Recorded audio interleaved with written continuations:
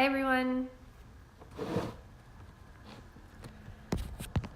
Gonna wait just a second and have people join. I'm by myself today.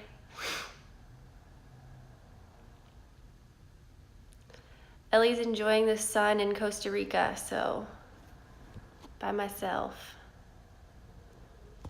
Good morning, good morning. Happy Tuesday. It's April. It's crazy already.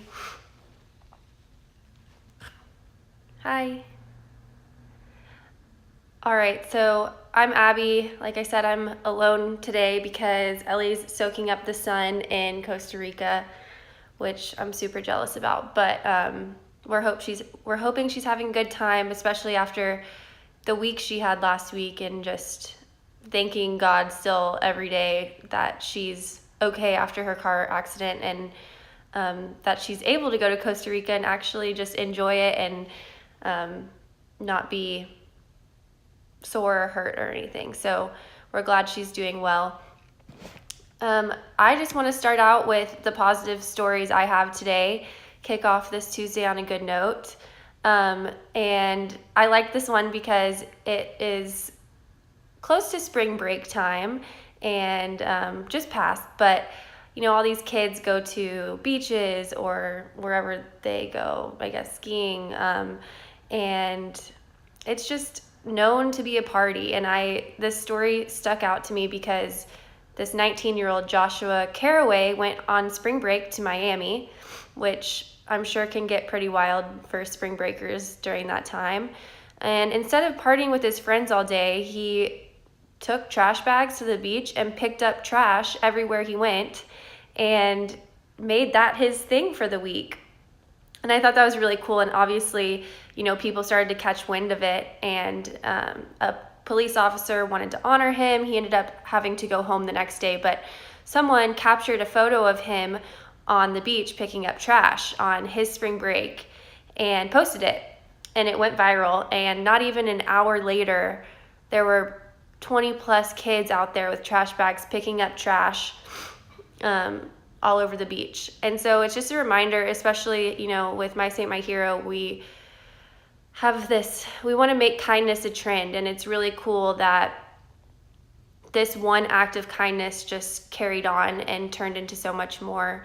And so many other people got on the trend and picked up trash on their spring break. So shout out to Joshua Caraway. What a cool thing to do on your fun time, on your week off, just picking up trash for everyone. I thought that was really cool. And then I had to do one for Ellie because, every time we talk about her positive stories, hers is about nutrition or food. And so I saw this one and I had to do it for her today. So this one's for Ellie. But in Thailand at this supermarket, they're bundling their fruits and veggies with banana leaves and bamboo instead of plastic. What an easy fix. That's so easy to do. And not only is it just saving the environment, but also if you look at the pictures of these fruits and veggies, it's actually way more appealing to the eye because it's greenery around the fruits and veggies. So that's awesome. And, we want to get rid of plastic on this planet. So shout out to Thailand for doing that. Maybe we can start catching on and start wrapping our fruits and veggies in banana leaves and bamboo. Y'all have to go Google it. It's actually really cool to see because it's way more appealing to the eye in the grocery store. Maybe more people will buy them now. So those are my two stories. I had to get one in there for you, Ellie, and talk about some nutrition and food just in your spirit while you're on the beach right now.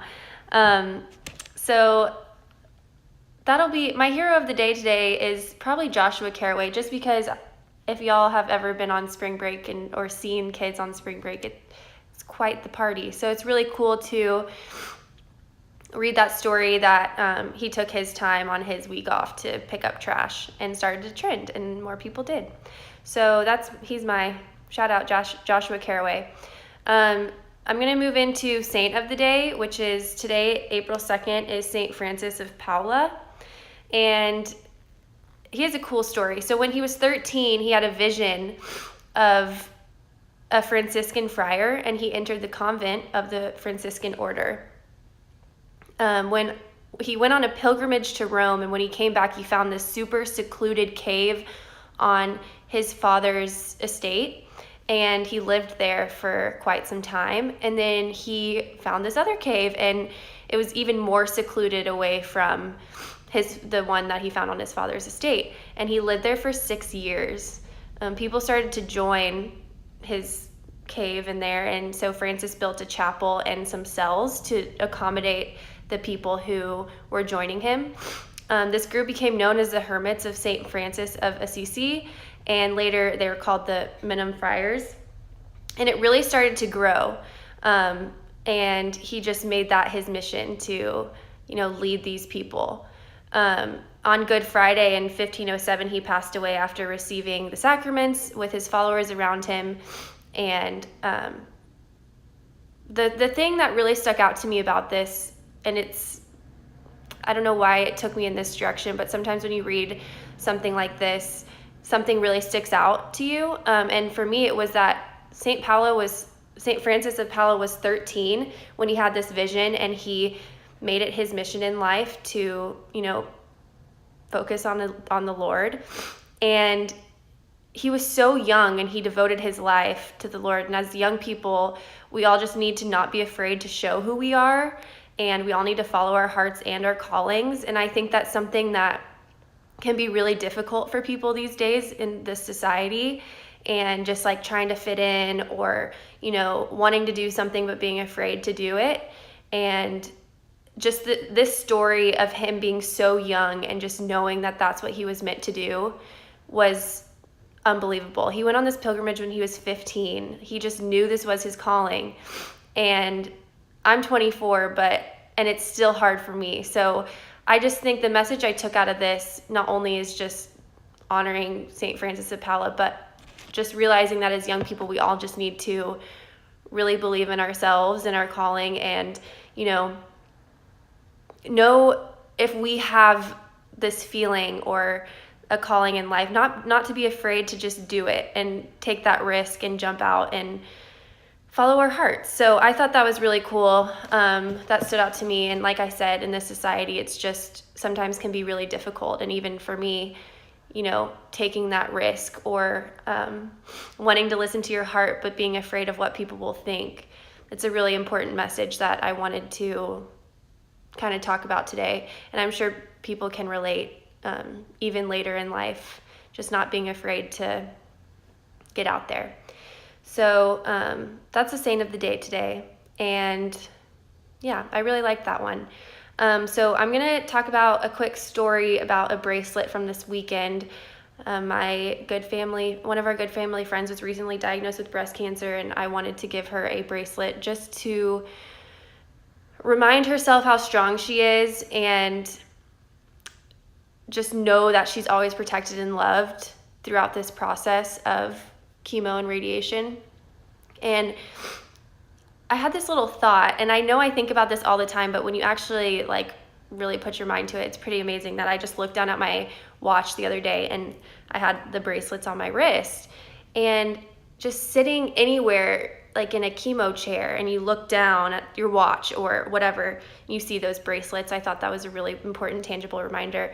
I gave her Serenity, which is just, reminding you that, of course, you're always protected, but also just to maintain that calmness and peace within. And I gave her that one, and then another one, and she decided to wear both because she wanted to be double protected. But it was really cool, and now she can always have that reminder on her wrist that she is protected. And now every time we look down at our wrists, and I have a Serenity on, I can think of her and pray for her as well during this process. So we still want to hear your stories too. Whenever y'all have something that happened to you from My Saint My Hero bracelets, or you were gifted one, or you give one, please send them to us, because we really want to highlight what you guys go through and what you see. So please send them to us on our DMs. So yeah, send in your stories, anything. On this day, let's see, this was cool.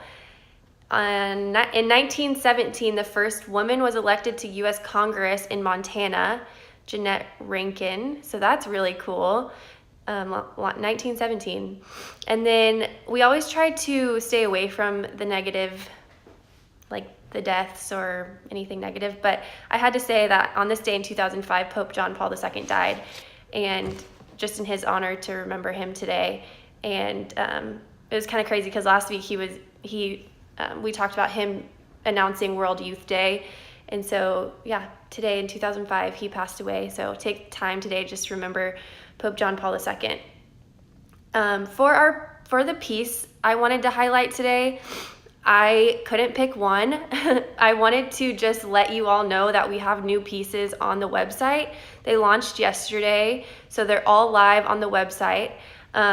Really, really cool stuff. I will put the link on our page, and y'all go check them out. There's a lot of cool, awesome pieces. The pet piece is on there, which I know is getting such good feedback, and you can have little protection bracelet and charm on your pet so y'all can wear together. So a lot of cool new pieces on our website. They launched yesterday. I will make sure I'll link the new arrivals on the Instagram page, and I'll post a little story of the page so y'all can see what products we have. And also keep an eye out for the Lenten reflection today on the story and answer those, because we really like to see y'all's answers and we like to share those answers. So as we wrap up today, I hope everyone has a blessed Tuesday. Like I said, we can just all remember Pope John Paul II today, and have a wonderful, wonderful Tuesday. See y'all Thursday. And Ellie will be joining me on Thursday, I believe. We're going to try to do the 2 lives where 2 people are live she'll be in Costa Rica still, but we're going to try to work it out. And so hopefully she'll be joining me on Thursday. But all right, thanks for watching.